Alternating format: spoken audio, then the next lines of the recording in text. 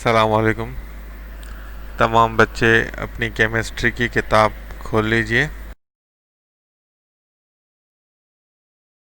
आज हम पढ़ेंगे chemical reaction and chemical changes, chemical reaction and types of chemical reaction.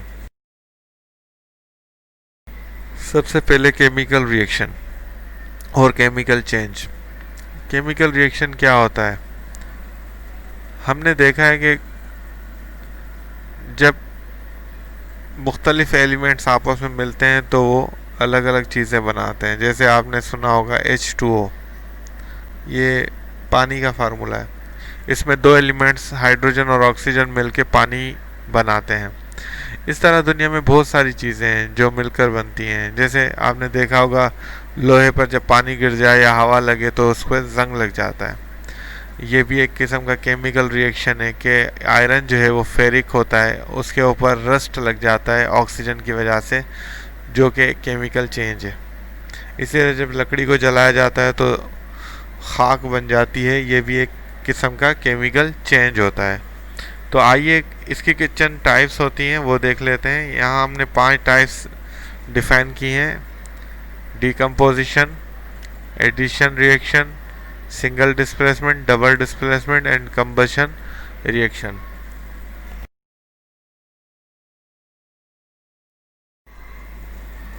सबसे पहले डिकम्पोजिशन।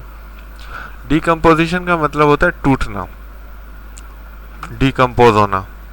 इसमें देखें कि हमारे पास एक एग्जाम्पल दी गई है, उसके अंदर हमारे पास एक कंपाउंड है सॉलिड फॉर्म में जो है CaCO3, और इसको रिएक्ट करवाया गया, इसको गर्म किया गया आग पर।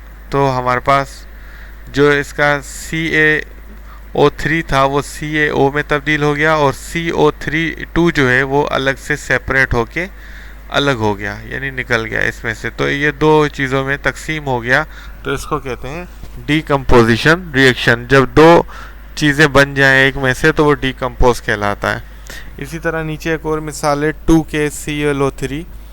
उसको जब हमने गर्म किया तो हमारे पास बना 2KCl सॉलिड फॉर्म में और 3O2 गैस फॉर्म में। तो इसमें से भी हीट करने से दो चीज़ों में तकसीम हो गया, तो इसको कहते हैं डिकम्पोजिशन। Number 2, addition. एडिशन और कॉम्बिनेशन रिएक्शन क्या होता है कि एडिशन लफ्ज़ से ही पता चलता है कि दो चीज़ें मिलकर कोई नई चीज़ बने। जिस तरह CaO प्लस CO2, जब ये दो चीज़ें आपस में मिलती हैं तो CaCO3 बन जाती है। तो इसको कहते हैं एडिशन और कॉम्बिनेशन, के दो चीज़ों के मिल के कोई नई चीज़ बन जाना। इसी तरह नीचे देखें आप 2Na प्लस Cl2, ये जब आपस में रिएक्ट करते हैं तो 2NaCl बन जाता है। तो इसको भी कहते हैं कॉम्बिनेशन और एडिशन। इसी तरह सिंगल रिप्लेसमेंट और डिस्प्लेसमेंट रिएक्शन। और सिंगल रिप्लेसमेंट क्या होता है? एक हमारे पास कंपाउंड है 2HCl और एक हमारे पास एलिमेंट है Zn। अब जब Zn और HCl आपस में मिलते हैं तो ZnCl बन जाता है और हाइड्रोजन जो है वो सेपरेट होके निकल जाता है। इसको कहते हैं सिंगल रिप्लेसमेंट और डिस्प्लेसमेंट रिएक्शन।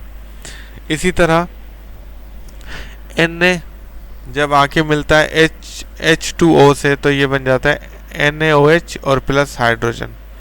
तो ये देखा आपने कि हाइड्रोजन इसको सेपरेट हो जाता है और ये अलग से निकल गया। इसको कहते हैं सिंगल रिप्लेसमेंट। उसके बाद है डबल।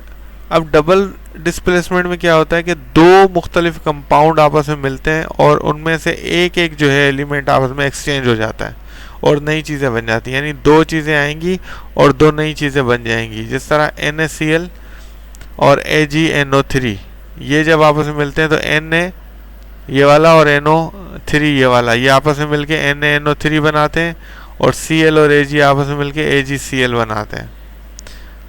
इसी तरह कंबशन रिएक्शन होता है। कंबशन यानी जलाने से, जो जलाकर जो चीज़ तब्दीली आए, जलने से, उसको कहते हैं कंबशन रिएक्शन। जिस तरह आपने देखा होगा सुई गैस CH4, मीथेन गैस, ये जो गैस होती है ये ऑक्सीजन के साथ मिलकर जलती है और जब इसके साथ रिएक्ट करती है तो हमें कार्बन डाइऑक्साइड हासिल होता है, पानी हासिल होता है और हीट एनर्जी हासिल होती है। आपने अक्सर लकड़ी जलाई होगी, सुई गैस का चूल्हा जलाया होगा, तो उसमें जो गैस होती है उसका फार्मूला होता है CH4, और उसके साथ जो हवा में मौजूद ऑक्सीजन आपस में रिएक्ट करते हैं तो हमारे पास रिजल्ट कार्बन डाइऑक्साइड और पानी के बुखारात और हमारे पास हीट प्रोड्यूस होती है जिससे हम खाना वगैरह पकाते हैं। इसी तरह हमारे पास कार्बन है और उसके साथ ऑक्सीजन, यानी कार्बन को जब जलाया जाता है, कोयले को जलाया जाता है ऑक्सीजन के साथ, तो भी कार्बन डाइऑक्साइड बनती है और हमारे पास हीट प्रोड्यूस होती है।